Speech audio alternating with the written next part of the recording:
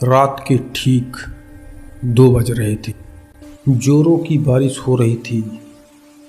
आसमान में बादल रह रह के गरज रहे थे और हर बार जब बिजली चमकती तो कुछ सेकंड के लिए आसपास कुछ ना कुछ दिखाई पड़ती और उसी रोशनी में रामपुर स्टेशन से एक 20 साल की मॉडर्न लड़की, साफ चेहरा, बाल खुले हुए, कंधे पर एक बैग टांगे हुए स्टेशन से बाहर आते हुए दिखती।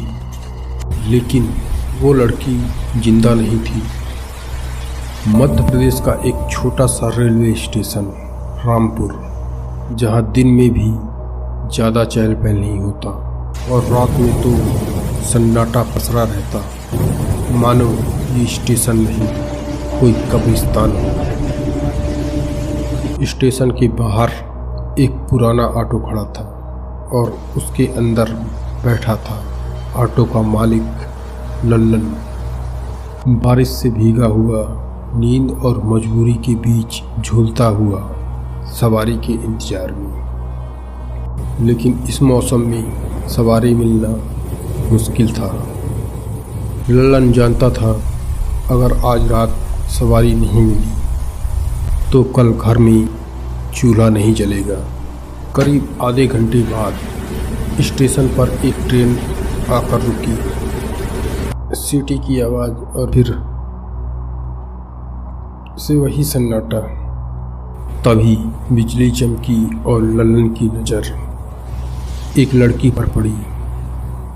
करीब 20 साल की, मॉडर्न कपड़े, साफ चेहरा, बाल खुले हुए और कंधे पर एक बैग।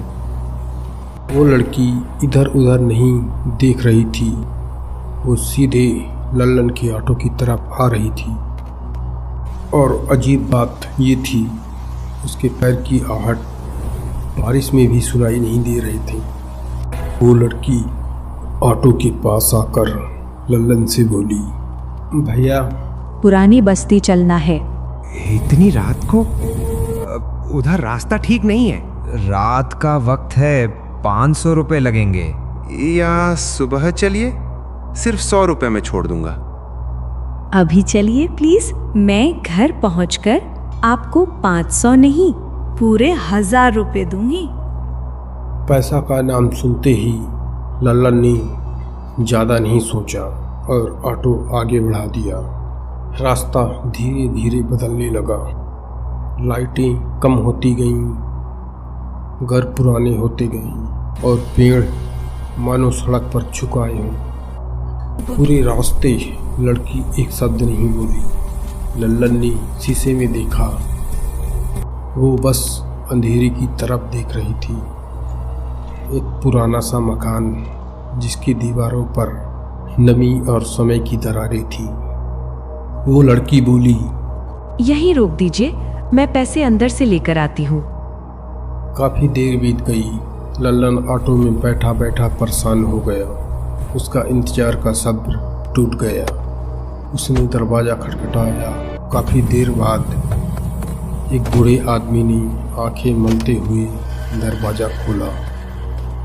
बूढ़ा आदमी नींद में, कौन है इतनी रात को, क्या चाहिए?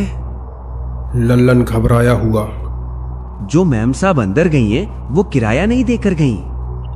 बूढ़ा आदमी हैरान, कौन मैम साहब? यहाँ तो मैं अकेला रहता हूँ।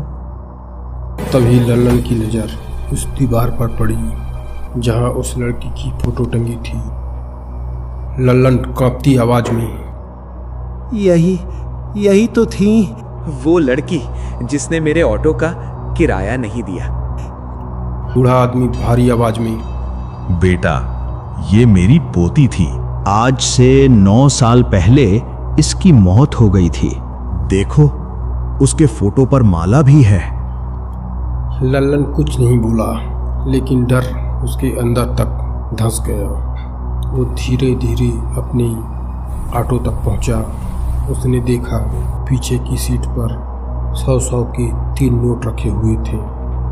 उस रात के बाद लल्लन ने आधी रात की सवारी लेना हमेशा के लिए छोड़ दिया।